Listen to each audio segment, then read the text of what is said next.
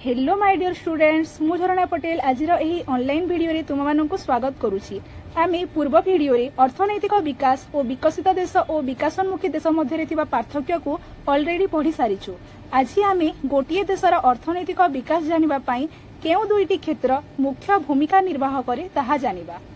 कोनोसी देशर अर्थनैतिक विकास जानिबाकू हेले प्रथमे हमकु सही देशर जातीय आय और मुंडा पिछा आय जानिबाकू हेबो। जातीय आय बा ग्रॉस डोमेस्टिक प्रोडक्ट कोनोसी देशर वर्षक मध्य उत्पादित हेउतबा समस्त द्रव्य और सेवार मुद्रागत मूल्य सह जदि आमे ताहागर देश बाहरु आसुथिबा आयर समष्टि को मिसेई देबा ताहेले आमे सही देशर जातीय आय पाई परिबा।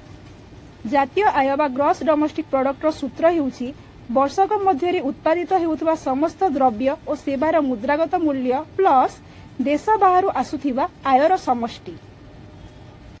मुंड पिछा आय बा पर कैपिटा इनकम मुंड पिछा आयर सूत्र हेउछि मोट जातीय आय डिवाइडेड बाय जनसंख्या। गोटिए देशर मुंड पिछा आय आमको जदि जानिबाकू हेबो ताहेले आमे सही देशर मोट जातीय आय को जेतेबेले आमे सही देशर जनसंख्या द्वारा भाग करिबा ताहेले आमे मुंड पिछा आय पाई परिबा। मने कर गोटिए देशर मोट जातीय आय हेउछि 1000 टंका और सही देशर जनसंख्या होउचंती 100 जन। तेबे मुंड पिछा आय आमे किपरि निरूपण करिबा 1000 डिवाइडेड बाय जेतेबेले आमे 100 करिबा व्यक्ति प्रति मुंड पिछा आय हेला सही देशर 10 टंका।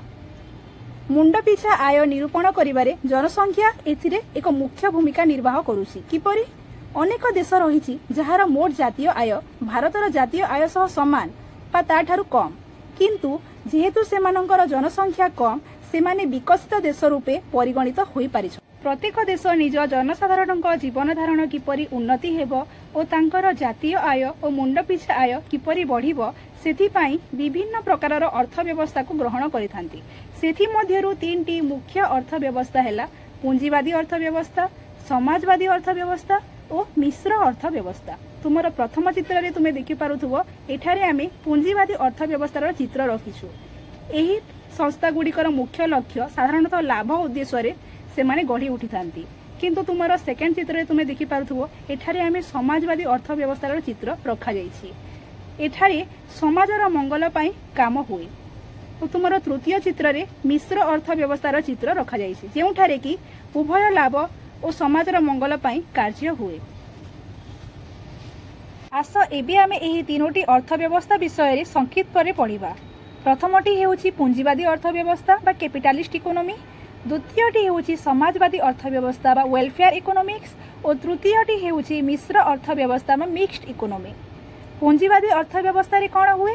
पुंजीवादी अर्थव्यवस्था एक निर्दिष्ट व्यक्ति विशेषक मालिकाना रे चली थाए और यार मुख्य लक्ष्य लाभ थाए। पुंजीवादी अर्थव्यवस्था ग्रहण करितिबा देशगुड़िक हेउछंती चीन और युक्तराष्ट्र अमेरिका। समाजवादी अर्थव्यवस्था बा वेलफेयर इकोनॉमिक्स समाजवादी अर्थव्यवस्था सरकारंक द्वारा गठित और परिचालित होइथाए और यार मुख्य लक्ष्य हेउछि जनकल्याण। उदाहरण हेला चीन और रूसिया। मिश्र अर्थव्यवस्था बा मिक्स्ड इकोनॉमी मिश्र अर्थव्यवस्था उभय सरकार और व्यक्ति विशेषक मिलित सहायता रे चली थाए और यार मुख्य लक्ष्य हेउछि उभय लाभ और जनकल्याण।